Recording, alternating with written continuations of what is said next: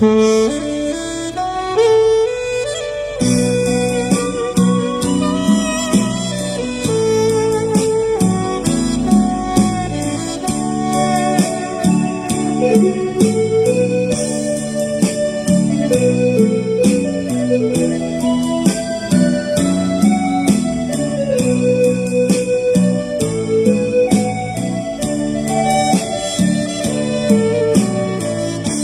วมจิตร่วมใจร่วมบุญร่วมทุนสร้างพระในศาสนาสถานพระยานไตรโลกามหามุนีศิรัตนมงคลผู้คนกราบไหว้ดอกเตอร์พระครูประหลัดนิพนธ์ภูริวัฒน์ทโกเจ้าอาวาสแห่งวัดป่าเดือตั้งใจเจ้าคณะตำบลขัวมุงไม่ไกลสารพีเชียงใหม่เขตในล้านนาพระคุณพระยานไตรโลกรองเจ้าคณะจังหวัดพระนครศรีอยุธยาลือนามวัดบรมวงศ์อิสุธาที่วัดป่าเดือศูนย์รวมศรัทธาการงานก้าวหน้าครอบครัวสดใสพระเดชพระคุณพระยานไตรโลกรองเจ้าคณะจังหวัดพระนครศรีอยุธยาลือนามวัดบรมวงศ์อิสรวรารามเป็นประธานอุปถัมภ์ให้วัดเจริญ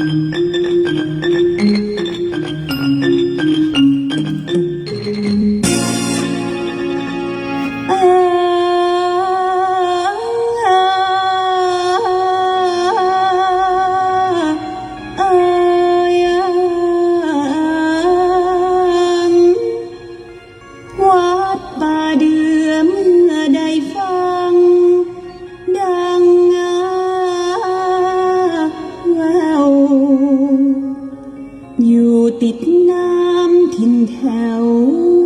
แนวป่าไพรครั้งก่อนเก่าโบราณอันนานไกล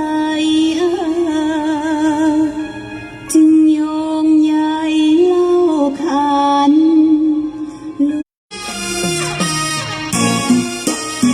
ที่ผู้คนคอยเลื่อมใสวัดเป็นที่พึ่งพาทางจิตใจวัดใดๆในล่าคือป่าธรรมวัดป่าเดือวัดนี้มีตำนานเมื่อครั้งคราวก่อนกันให้อ่านจำสืบสานต่อก่อล้อมให้น้อมนำเกิดเป็นธรรมต่อเนื่องด้วยเรื่องราวพระนเรศวรมหาราชประพาสดงพร้อมองค์พรหมมหาราชประพาสคราวครั้งนั้นวัดป่าเดือและชนชาวพี่น้องเราเฝ้าสาบารมี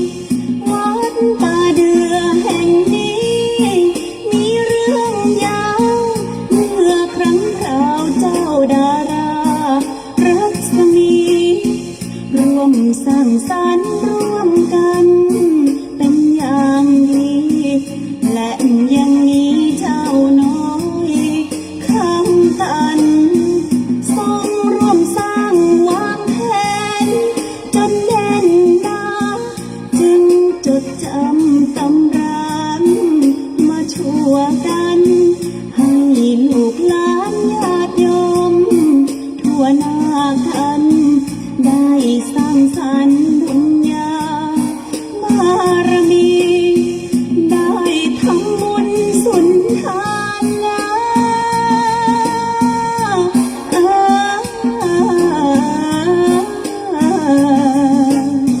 ได้ทำบุญสุนทานมีงานวัดร่วมกันจัดสืบสานประเพณีลอยกระทงที่แต่งของทุกปี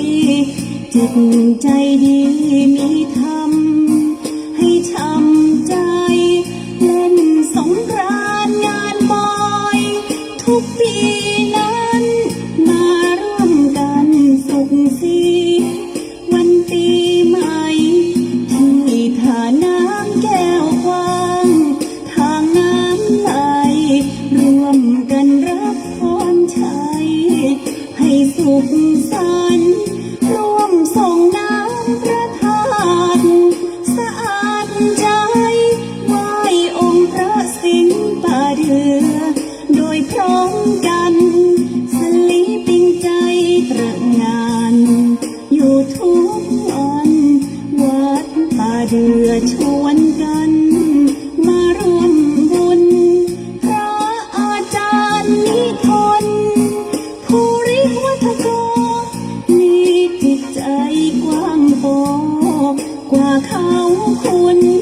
จากเด็กน้อยไฟหามาทำบุญใจเกื้อกูลมีธรรมมานำจิต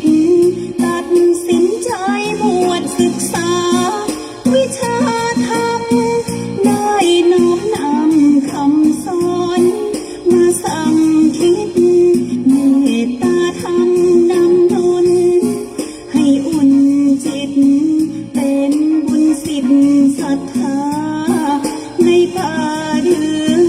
ญาติโยมคอยเข้าหามากราบไหว้ขอพรชัยมากมายทั่วใต้เหนือตุกที่คอยอวยพรและสอนเพื่อศีลธรรมจุนเจือทุกเมื่อวันจึงเล่าขานตำนานที่ผ่านมาเป็นตำราวัดป่าเดือเพื่อลูกหลานให้ญาติโยมศรัทธาทั่วหน้ากันรับพรกันเกิดแทนเจริญพร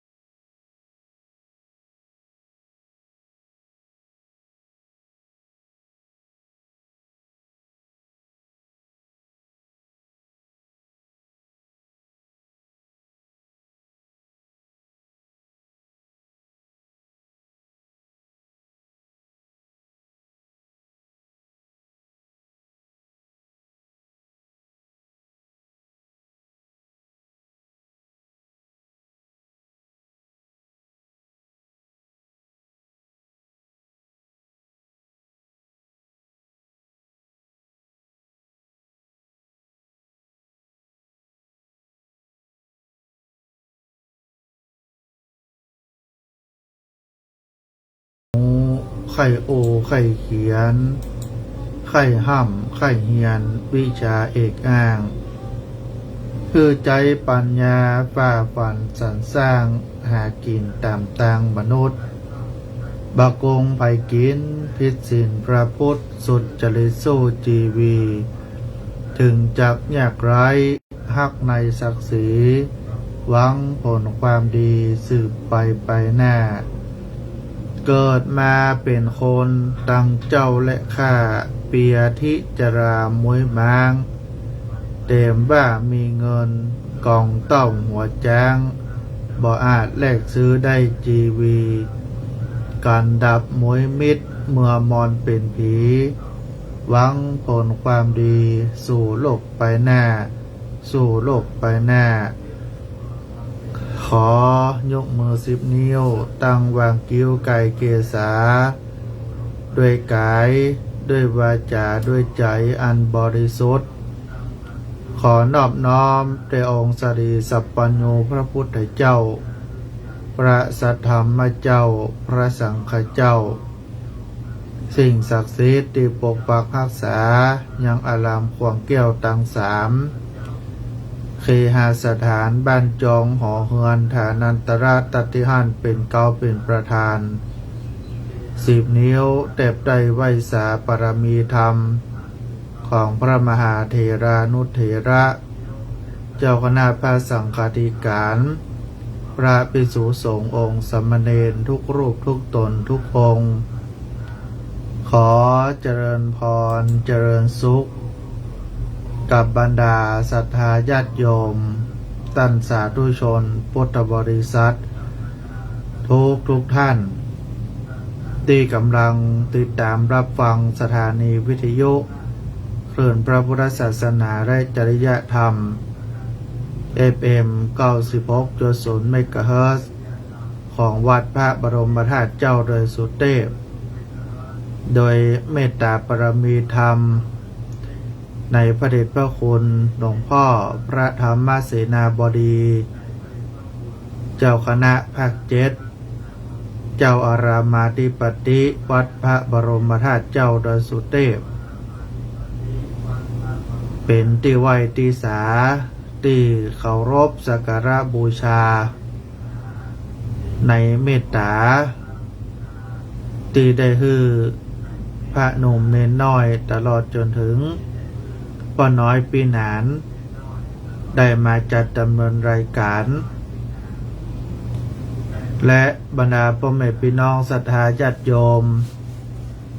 ที่พอกกอยยังไลฟ์สดเฟซบุ๊กเฟซของต่างวัดประเดือเฟซของเรากับผมอาตมาภาคพระครูปรานิพนธ์โภริวัฒโกเจ้าอาวาสวัดประเดือเจ้าคณะตำบลขวมุงเลขานุการเจ้าคณะอำเภอสระปีจังหวัดเชียงใหม่ได้นำเอารายการสารธรรมยามค่ำยามแรงมาพบมาปะกับบรรดาศรัทธาญาติโยมท่านสาธุชนทั้งหลายเป็นประจ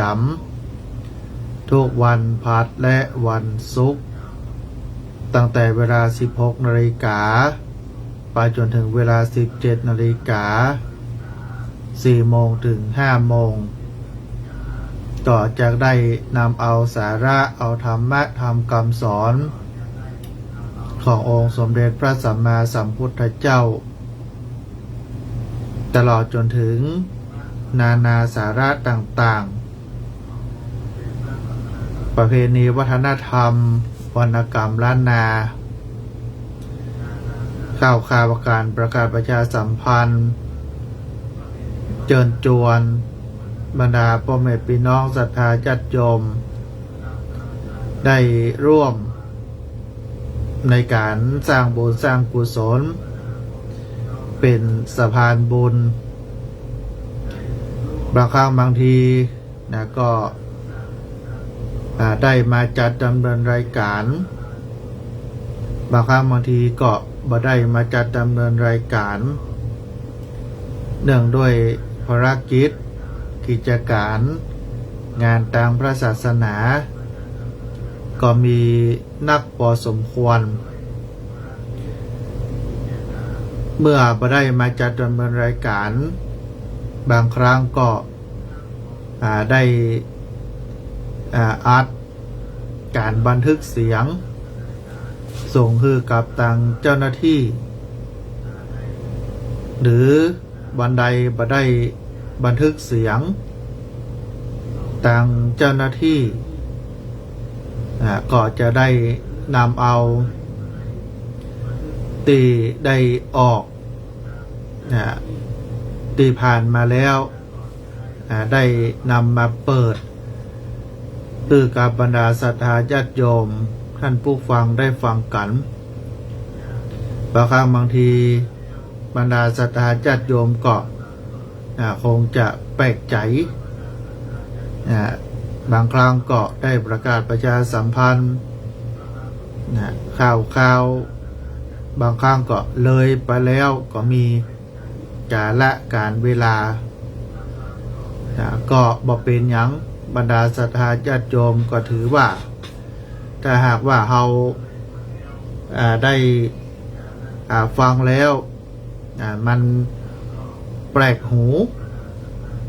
มันแปลกหูเราก็คือถือว่าเปิดเอารายการเอาคำอู้เดิม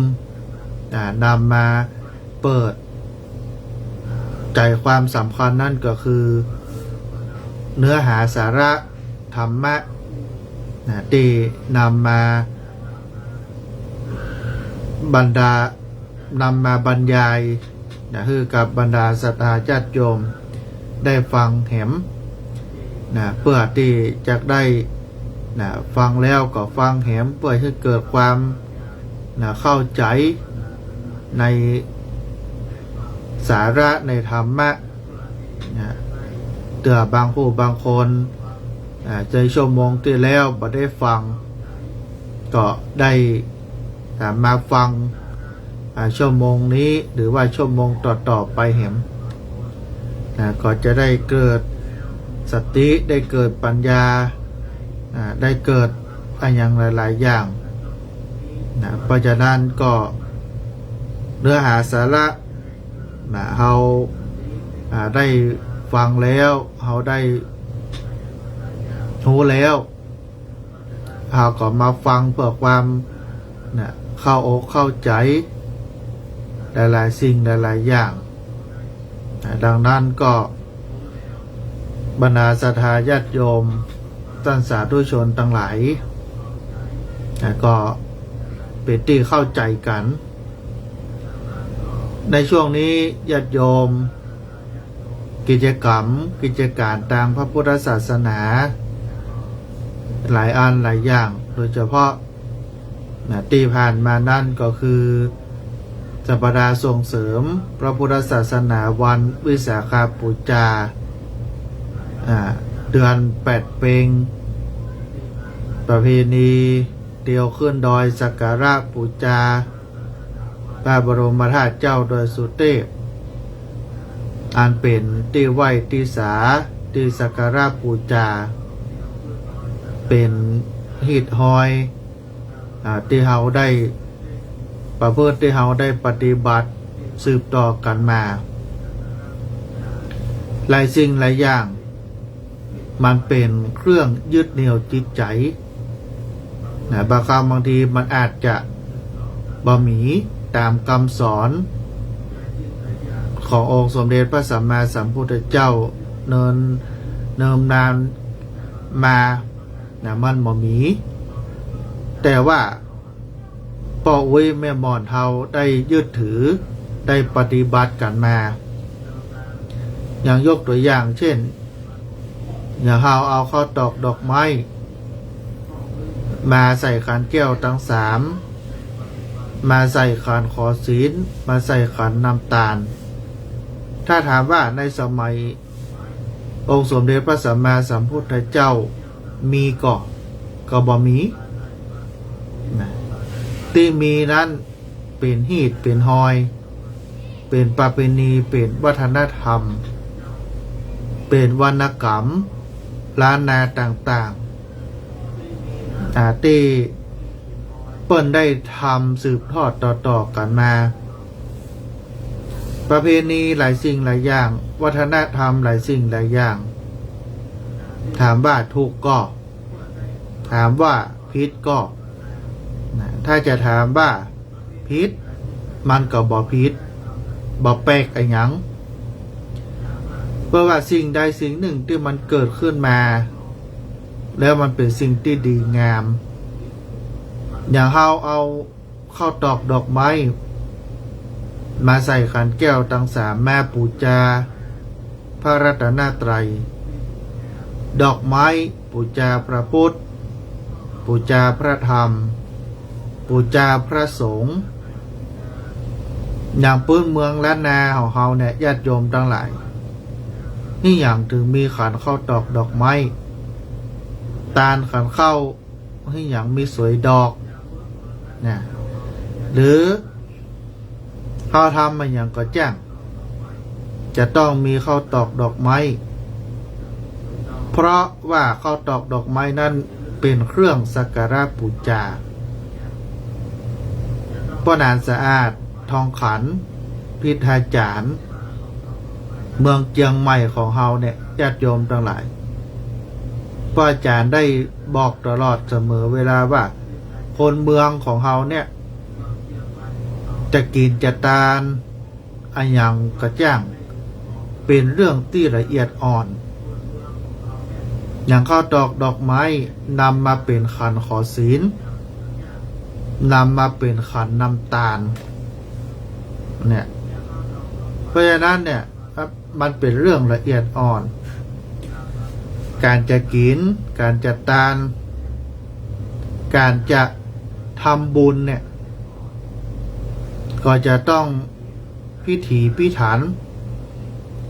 ข้าวกว่าจะออกมาเป็นข้าวต้มได้ข้าวต้มมัดข้าวต้มถั่วข้าวต้มกล้วยขนมจ๊อกญาติโยมทั้งหลายเพื่อจะเอามากินเพื่อจะเอามาทานได้ก็ต้องมีกรรมวิธีในการประพฤติในการปฏิบัตินะแกงโฮะมาเอามารวมกันได้นะก็ต้องไปเอาพักหั่นหน่อยนี่หน่อยนะเอามาใส่เอามารวมกันนะก็ทำเมื่อเกิดเป็นแกงโฮะนะกินกันอร่อยอันเนี้ยญาติโยมทั้งหลายเพราะฉะนั้นเพราะว่าประเพณีวัฒนธรรมนะวรรณกรรมล้านนาต่างๆเนี่ยเปิ้นก็ช่วยกันอนุรักษ์ช่วยกันฟื้นฟู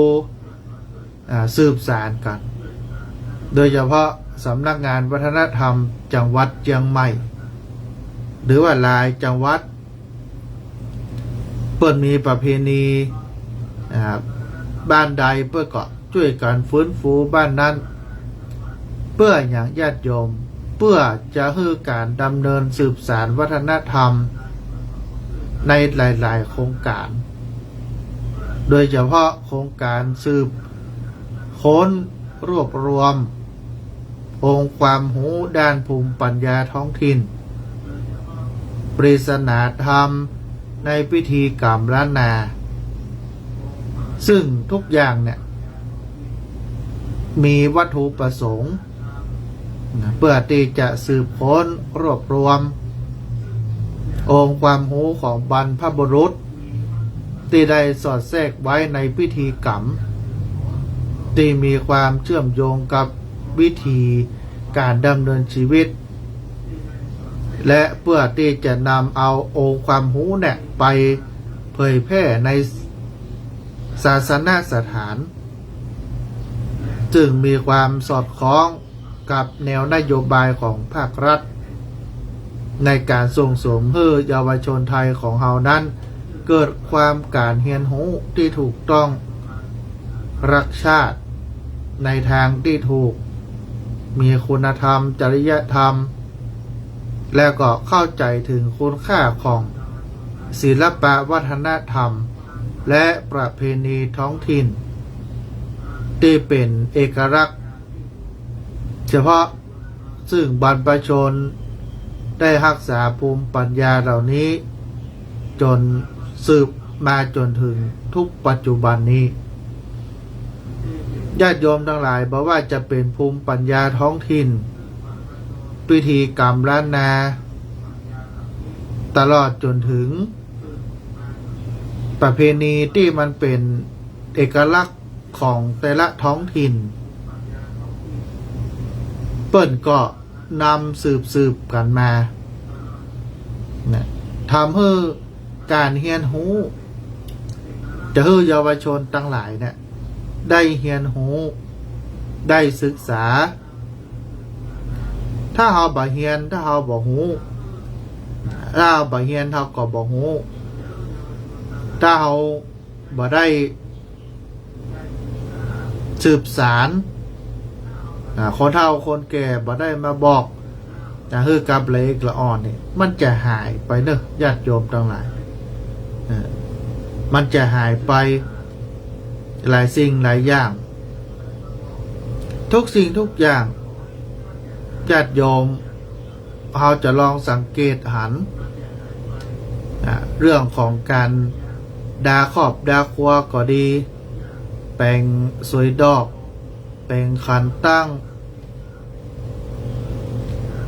แปลงเจ้าตั้งซี่อันยังหลายๆอย่างเนี่ยถ้าถามว่าได้ใจเงินใจทองก็บ่ได้ใจเงินใจทองอันยังนะถ้าหากว่าแจ้งนะถ้าหากว่าแจ้งแต่สมัยปัจจุบันนี้บ่แจ้งกันละเมาเอาอย่างเดียวตองก็บ่ไปแม่นละบ่ไปตกตองละบ่เอามาเจ็ดบ่เอามาแตกละก็แจ้งเปิ้นไปซื้อที่ไหนปุ้นกัดหลวงปุ้นถ้ามีคนแปลงก็ไปซื้อตองมาแต่ก็เคียมมันกันเนอะญาติโยมทั้งหลายจะฮืดละเอกละอ่อนมาโคตรสวยมานั่งยิบตองโอ้เพราะอย่างเพราะใจเขานี่บานักบาเน้นบาอ่อนบาโยนใจเขานี่มันฮ้อนข้าได้ก็ข้าได้ใครเอาก็เอาบาเดียวเนี่ยอย่าเปิ้นเอาลูกเอาผัวเอาเมียนะกะแปะกันก็ข้าได้กันละแปะกันก็ใครมาไปกู้ผัวตัวเมียกันละญาติโยมทั้งหลายปอบัดคบค้าสมาคมปอบัดพ่อบัดอันอย่างสักน้อยไปนั้นเนี่ยอันเนี้ยแปลว่าถ้าคนจะแปลงแบบนี้ได้ต้องเป็นบุคคลที่ใจเย็นอย่างดาครอบดาครัวอย่างดาสังดาอย่างกระจ้างมันต้องมีความละเอียดมันต้องมีความเรียบร้อยเงงแปลงสวยเพราะเราเนี้ยมันเป็นเครื่องที่จะต้องนำมาสักการะบูชาทำแล้วเกิดความสบายกายเกิดความสบายใจเขาหลวงพ่อเครื่องสักการะมีธูปเทียนแพมีดอกไม้ตกแต่งประดับประดาอย่างขันไหว้ครูก็เช่นเดียวกันแมกเมียงบุรีอย่างต่างๆกว่าที่จะมาสักการะบูชาครูบาอาจารย์ได้เนี่ยเราต้องทำอย่างละเอียดต้องพอหูทีต้องพอหูรอบครอบอย่างวิธีการก็เช่นเดียวกันญาติโยมทั้งหลายพระสงฆ์ไปสวดมนต์หลวงพ่อท่านพระครูสาธรกิจโกศลหลวงพ่อเจ้าคณะอำเภอสระปีเนี่ยอาตมาภาพเป็นเลขาหลวงพ่อเวลาไปการไปงานนี่หลวงพ่อจะสวดมนต์แต่บางเตื้อก็ย่นย่อพอสมควรย่นย่อพอสมควรก็พ่อตามการตามเวลา อันที่สวดเมินอาตมาภาพก็ได้ยินบางเตือทุเจ้าหลายรูปหลายตนหลายองค์จมสวดอย่างนักอ่ะ หลวงพ่อก็ว่า โอ้สวดเจ้าภาพเปิ้นยินดีดีอกดีใจกะพอฮะเปิ้นเตรียมการเตรียมงานมาพอหุกี่มื้อกี่วันเราจะมาสวดเต็บเย็บน้อยเดียวแม่ก็บอกเปิงก็หาหลวงพ่อก็ว่าอีเพราะฉะนั้นเนี่ยอันเนี้ยก็คือกว่าที่เปิ้นจะจัดการจัดงานเพื่อเปิ้นจะมาได้ถึงวันนี้เนี่ยต้องใจวิริยะต้องใจอุตสาหะเตรียมการเตรียมงานไอ้ยังหลายๆอย่างอย่างงานวัดงานวาก็เช่นเดียวกันก็ต้องหูในเรื่องของรักพิธีกรรมทางพระพุทธศาสนาจะต้องมีไอ้ยังพ่องจะต้องทำไอ้ยังพ่องตีกำหนดการออกมาเพื่อจะฉลองเพื่อจะปล่อยหลวงก็ดีทำบุญอายุก็ดีก็ต้องเอาคณะกรรมการมาประชุมกันมาอู้กันตกลงกำหนดการเรียบร้อยก็ต้องนำเอาสิ่งต่างๆต้องใจในเรื่องของความเชื่อมั่นความเชื่อมั่นเขาจัดการจัดงานจะต้องมีหยังก็จะต้องขึ้นแถวต่างสี่ถ้าเป็นละเอกละออนสมัยประเดี๋ยวนี้ถามแต่ทั้งสี่คืออย่างเนี่ยเขาบูจักละทำก็ทำไปเลยเนี่ยไปเลยอย่างปลูกบ้านสร้างเฮือนก็เช่นเดียวกันเปิ่นก็มีพิธีกรรมขึ้นแต้วตั้งสี่ปกเสาบางตีบางแห่งเปิ่นก็บวงสรวงเจ้าตีเจ้าดินอันเนี้ยเปิ่นว่ามันเป็นพิธีกรรมมันเป็นพิธีกรรมสร้างจิตสร้างใจสร้างขวัญกำลังใจให้กับเจ้าของเจ้าบ้านเฮาบ่ได้ล่วงเฮาบ่ได้ล้ำเฮาบ่ได้เกินเฮาก็บอกกล่าวโดยใจอย่างใจเครื่องสังเวยพืชผักผลไม้เครื่องครัวปูด่างอะไรอย่างต่างๆอย่างกับบ้านเฮาเมืองเฮาก็เช่นเดียวกันยึดถืออย่างญาติโยมยึดถือในเรื่องของดาวตั้งสี่ดาวตั้งสี่คืออย่างคือดาวจตุโลกบาลคือผู้รักษาทิศทั้งสี่ตามตำนานทางศาสนาดาวจตุโลกบาลเป็นเทพในกามวจรภูมิเป็นสวรรค์ชั้นแรกในจำนวน7ชั้นนั่นก็คือจตุมหาราชิกาดาวดึงยามาดุสิตนิมารดีปรานิมิตะวสวัตตีตามแนวความเชื่อทางพระพุทธศาสนาสวรรค์ชั้นจตุมหาราชิกาตั้งอยู่ไหนตั้งอยู่บนเขายุคลธรสูงจากพื้นผิวโลก 46,000 โยชน์สวรรค์ชั้นนี้น่าเป็นสถานที่พิเศษกว่ามนุษย์โลกในด้านความเป็นอยู่และความสุขกามาวจรเทพชั้นนี้เปิ้นห้องรวมกันว่าจตุมหาราชิกาเทวดาในสวรรค์ชั้นนี้แบ่งออกเป็น4ส่วนซึ่งมีมหาราชทั้ง4องค์ครองอยู่นั่นก็คือท้าวทัตตรัฐะท้าววิรุฬหก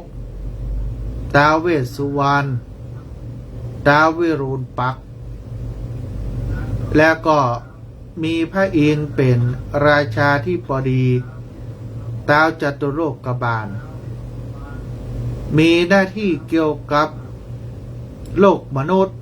แล้วก็โลกทิพย์ไปพร้อมกันเสนาและราชบุตรของพระองค์ย่อมรับสนองเทวองค์ในองค์การในการที่จะรักษาความเรียบร้อยในมนุษย์โลกแล้วก็เทวโลกเพื่อพดุษเหล่าธรรมมิกชนทั้งหลายในวันคืนหรือว่าแฮม8 ค่ำเหล่าเสนาบดีของท้าวมหาราชก็จะสำรวจพ่อผู้ดำเนินในศีลจริยวัตรเช่นว่าคนเคารพพ่อแม่สมณพราหมณ์ผู้เฒ่าผู้แก่ผู้ที่รักษาศีลและทำกรณียกิจอื่นๆเป็นต้นว่าคนม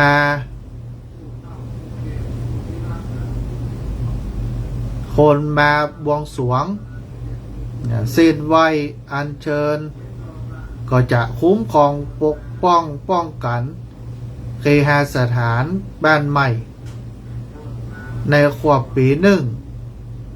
ก็จะมีการเส้นสวง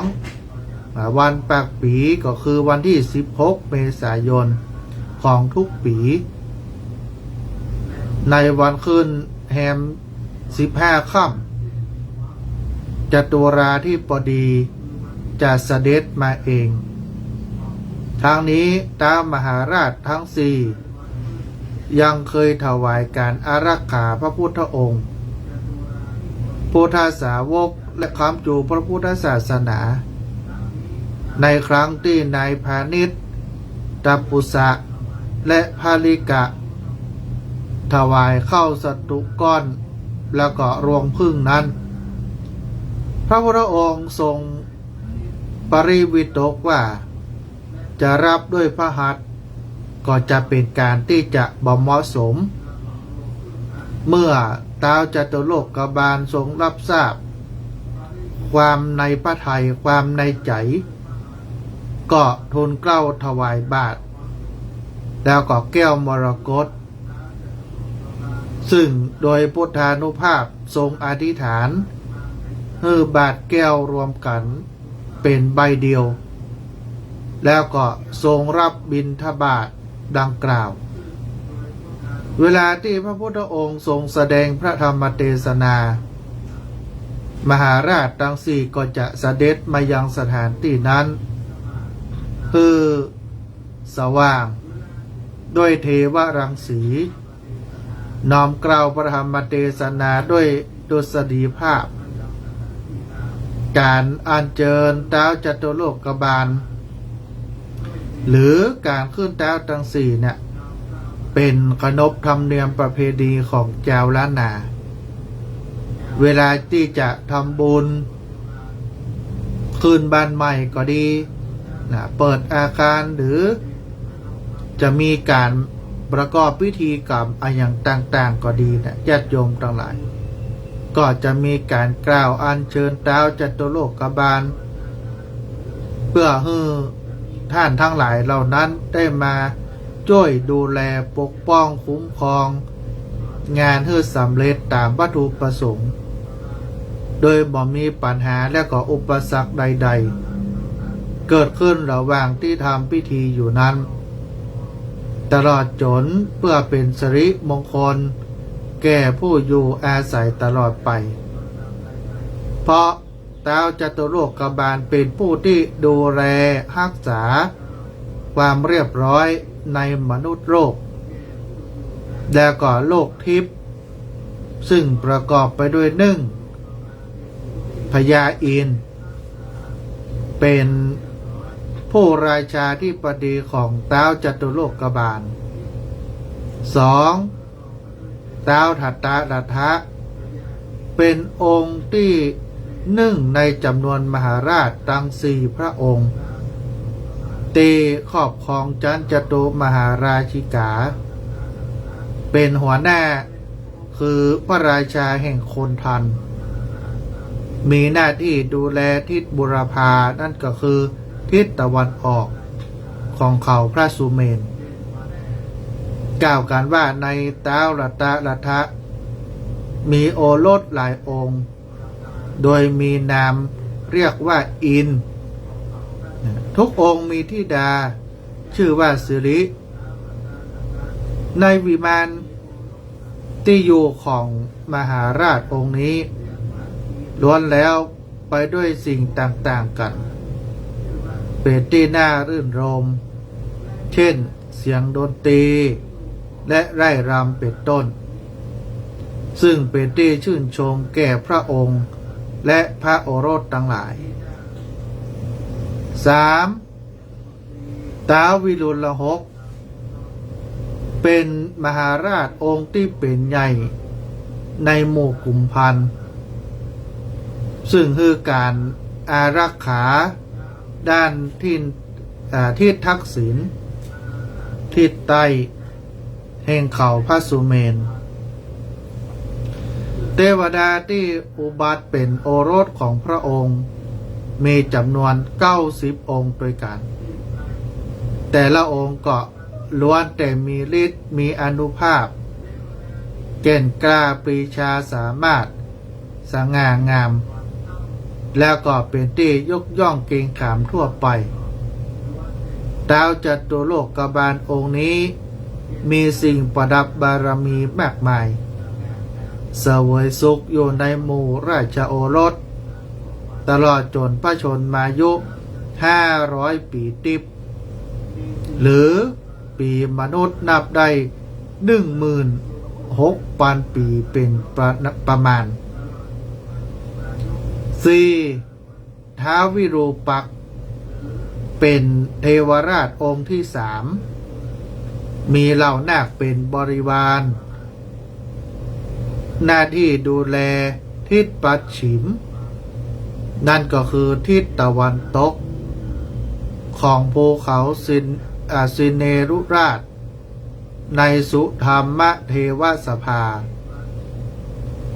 ท้าวมหาราชองค์นี้จะพิทักษ์ไปทางทิศตะวันออกมีพระโอรสทั้งสิ้น90 องค์ล้วนแต่ทรงพลังกล้าหาญสง่างามและทรงปรีชาในกรณียกิจทั้งหลายพระโอรสทั้งมวลล้วนแต่มีนามว่าอินในเทพนครด้านปัจฉิมที่มีที่พยาสมบัติต่างๆอันงดงามและก็ดีเยี่ยมเทียบเท่ากับเทพนครอื่นๆในกลุ่มเดียวกันท้าววิรูปักษ์ทรงครอบครองราชสมบัติเหล่านี้นานเท่าเทียมกับเทวราชองค์อื่นๆต่อมาที่ 5ก็คือท้าวเวสสุวรรณหรือว่าท้าวกุเวนหรือท้าว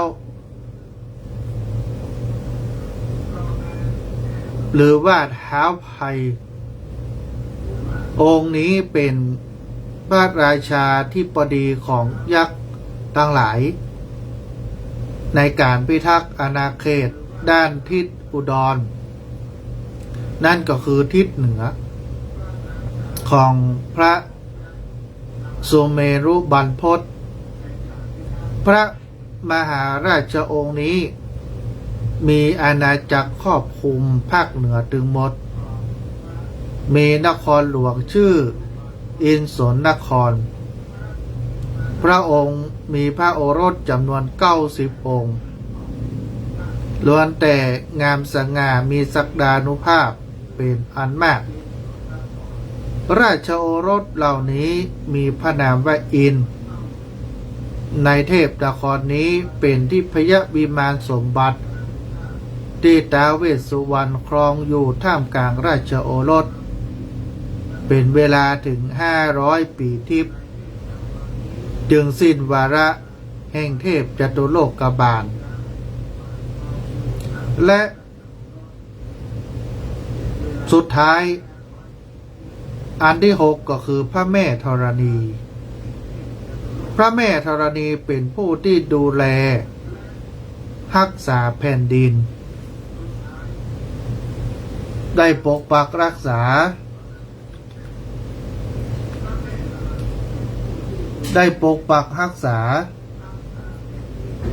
สิ่งต่างหลายต่างปวงเป็นเทพีแห่งพื้นดินในความเชื่อของชาวไทยแล้วก็หลายประเทศในเอเชียตะวันออกเฉียงใต้ซึ่งมีบทบาทสำคัญในการปกปักรักษาพื้นแผ่นดินและก่อความอุดมสมบูรณ์ของธรรมชาติเพราะฉะนั้นเนี่ยเราก็จึงได้ไหว้ได้สาได้สักการะบูชาในเรื่องของแต้วตังซีบางคนว่าแต้วตังซียังมี6 สตวงนะก็หลังที่ว่านะมีเทวดานอกจากว่าจะปกปักรักษา4 ทิศแล้วก็ยังมีพญาอินทร์นะซึ่งเป็นเทวดาที่ยิ่งใหญ่พญาอินทร์เนี่ยนะตั้งรูปแห่งอันหนึ่งแห่งสตวงหนึ่งก็คือพระแม่ธรณีนะที่ปกปักรักษา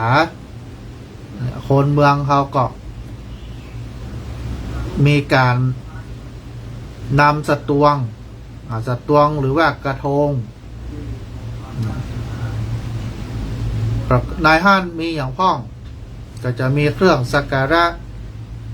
ประกอบไปด้วยอาหารหวานอาหารคาวผลไม้รากไม้หมากเมี่ยงบุรีอย่างต่างๆน้ำดอกไม้ธูปเทียนหรือพวกเราว่าเครื่องครัวซีเครื่องครัวซี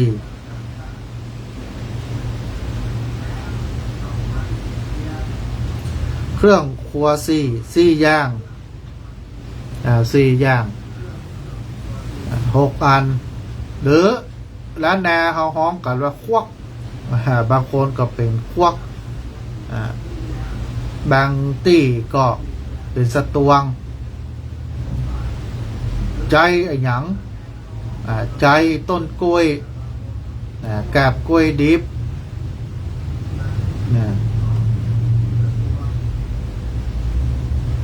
กล้วยดิบพร้อมด้วยการปักจ้อถ้าคนไทยว่าอะไรเป็นช่อ อะไรเป็นช่อว่าเป็นธงเล็กๆปืนบางเขาว่าช่อตามสีตามทิศต่างๆอย่างทิศเหนือเขาเนี่ยทิศทางเหนือก็ปักจ้อสีดำอย่างเรียงขาวเหนือ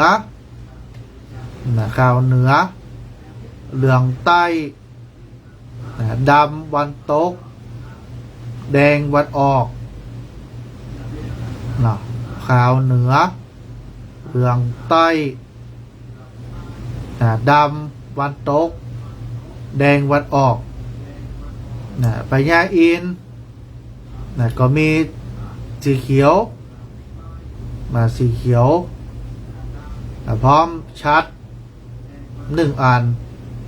พระแม่ธรณีตั้งรูปก็ปักจ้อสีขาวอันเนี้ยเป็นตามทิศต่างๆที่เราใช้เป็นสัญลักษณ์ใช้อันเป็นสัญลักษณ์ในการบูชาจากนั้นพระอาจารย์พวกก็จะมาขึ้นแต้วตังสี่บวงสรวงเทพพยดาเปิดก็จะกล่าวเจิญเทวดา สักเกกาเมจาโรเปกิเลสิคาราตเตจันตันดิเควิมาเนเพื่อเขาว่าไปปนโตเตวตาดุกาลาแต้วเจ้าเตปาบัดนี้ไม่มีเจ้าปัทะปามูลสัทธาเพื่อเขาบอกชื่อเจ้าภาพบอกชื่อเจ้าภาพชื่อเจ้าภาพแล้วจากได้กระทำกิจกรรมอะไรอย่างว่าจะขึ้นบ้านใหม่จะขึ้นบ้านใหม่ก็ว่าไปบัดนี้จากได้กระทำพิธีมังกลาขึ้นบ้านใหม่ขอแต้วเจ้าตั้งสีกับตังแต้วอินตราชาและแม่นางเจ้าธรณีจุงจักมาเป็นสักขีปิญาณและปกปักรักษายังการกระทำบนคืนบ้านใหม่หันหน้าไปทางทิศตะวันออกแล้วก็โอกาสว่าสาธุโอกาสะผลโตเตวะสังขโยดูลาฝูงหมู่เทวดาอันมีอินตาธิราชอันเป็นเจ้าเป็นใหญ่แก่สองสวรรค์จันทร์ฟ้ามีแต้วจตุมหาราธิกาเป็นเก้ามีแต้วรัตตารัตถาวิรุณละหะวิรุณปัคคะและแต้วกุเวระและเสนาเกียวหานจุโตนจุองขออาราธนาเจ้าตั้งหลายย้ายตินติบลงมาหับเอายังเครื่องขีแย่ปุจจาสะเวยยังเข้าแนมโปจานะอาหารมีตั้งของข้าวและของหวานอันได้ตกแต่งดามาพร้อมผู้คาขอนบน้อมผู้จาเจ้าตั้งหลายไม่มีพระอินตาธิราชเจ้าเป็นเก้าและแต้วจะโตโรคกบาลตังสีจุงมาหับเอายังเครื่องขี่แง่ปูจาตั้งหลายมวลฝูงนี้จุงได้เสวยสุขจุตนแล้วจุงเอาการกาดแก้วเมื่อสู่ภาษาแก้วเมืองบนอันเป็นที่อยู่แห่งตนขอจุงเล็งหันยังกุลแห่งผู้คาตั้งหลายอันได้กระทำยังเขาจะทำอย่างขึ้นบ้านใหม่แต่งงานกะเดือนดีปีใหม่กะก็ว่ากันไปในกาละบัดนี้ยามนี้ขอจุงฮื้อป้นเสียยังอนาคตะน้อยใหญ่เจ็บไข้ในตนขออย่าฮื้อมีกังวลสนส่อกำไรต่อในโหอันใดจักเป็นศัตรูฮื้อดิกหนีป้นไปไกลแสนโยชน์ตั้งนางแต้วเตธรณีผู้เป็นสักขีพยานใหม่มันญาติน้ำใหม่ตาลขออย่าฮื้อมีข้อมาปานมานมาป้ออันผู้คาไฟหาความสุขคือได้พ้นจากทุกข์ในชาตินี้และชาติหน้าขอฮื้อผู้คาต่างหลายจุงจากเสียยังสัปปะภัยเนี่ยพยานตาลายตั้งหลายแก่ผู้คาอันได้มาสักการะปูจาตั้งตัวผู้อาราธนานี้แต่ทีลีแต่เตอเขาว่าปัญจมาเลจิโนนาโทปโตสัมโปเตมุตตมังจตุสัจจังปากาเสสิธรรมจักขังปวัตตาญิเอเตนะสัจจวัจเจนะ สัพเพมาราปรายยันโตสิทธิกิจยังสิทธิกามังสิทธิลาพังสิทธิสุขังภวันตุเมแล้วก็หันหน้าบินไปทางทิศตะวันออกก็ว่าไปปุริมันจาติสังราชาทาตาลโถปัสสาสติคันทัพพานังอาทิปติมหาราชายาสสิโนปุตตาปิตัสสะปะหาโวอินทมนามหาภลาติปิโนเจตังอนุรักขตุอโรคเยนาสุเขนาจาว่า3 รอบบินหน้าไปทางทิศใต้แหมทิศตะวันตกทิศเหนือแล้วก็ปีกมาที่สตวงอันกลางแล้วก็บอกแม่ตรณีเห็มบางตีเปิ้นก็หยาดน้ำโดยอันนี้ก็เป็นกรรมเพราะว่าเป็นความเชื่อความเป็นมาในเรื่องของพิธีกรรมเรื่องของแต้วทั้ง4อันเนี้ยญาติโยมทั้งหลายเพราะฉะนั้นก็การได้นำมานี่ก็อย่างว่าเนาะศิษย์ต่างครูอาจารย์ต่างวัดทุกเจ้าต่างสถานีเอาว่าในเรื่องของในหนังสือเนอะญาติโยมทั้งหลายอันนี้เป็นหนังสือของ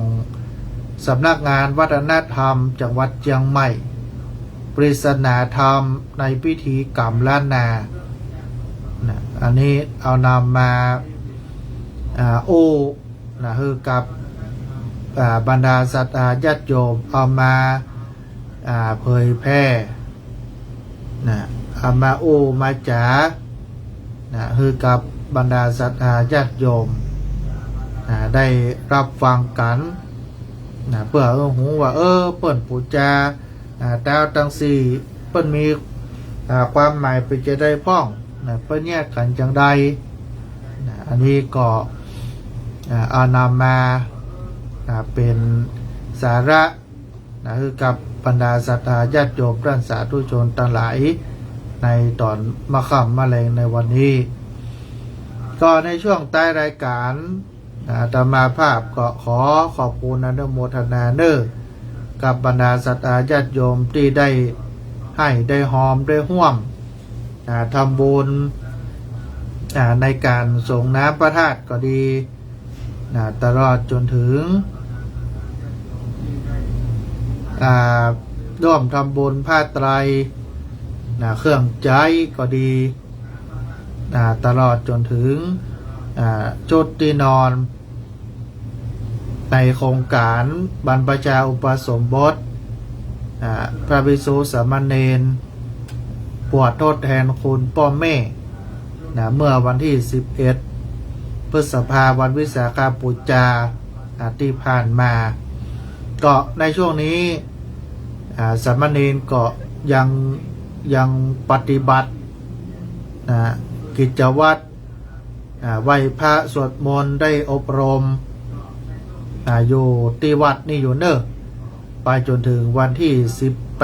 18ไปจนถึงวันที่18ไปนั้นก็ประกาศบอกบุญกับบรรดาศรัทธาญาติโยมท่านใดอยากจะร่วมรับเป็นเจ้าภาพภัตตาหารเจ้าภัตตาหารเพลน้ำปานะถวายให้กับพระภิกษุสามเณรแล้วแต่ตามกำลังกุศลจิตเจตนาจะให้จะหอมจะห่วมทำบุญร่วมกันนักบอกว่าน้อยก็บอกว่าเอาตามกำลังบรรดาศรัทธาญาติโยมไปนั้นก็ท่านใดที่มีกุศลจิตเจตนาอยากจะให้จะหอมจะห่วมในการท ถวายพระทหารเจ้าพระทหารเพนน้ำปานะคือกับพระภิกษุสงฆ์สามเณรก็สามารถติดต่อสอบถามตีอาตมาภาพได้ตีเบอร์โทรศัพท์ห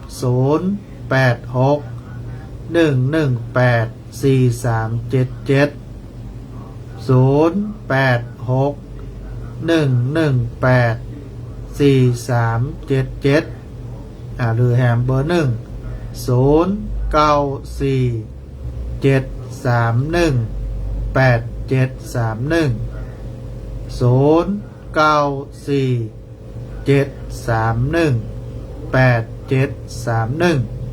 อาตมาภาพทุเจ้าวัดประเดือ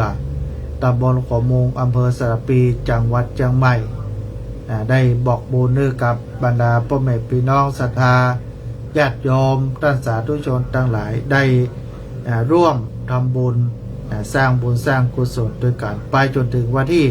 18วันที่18วันนี้ก็วันที่15แล้ว18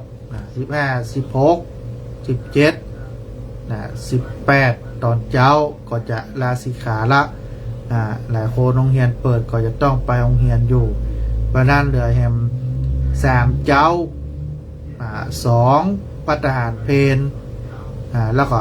2มื้อแนบปานะที่จะถวาย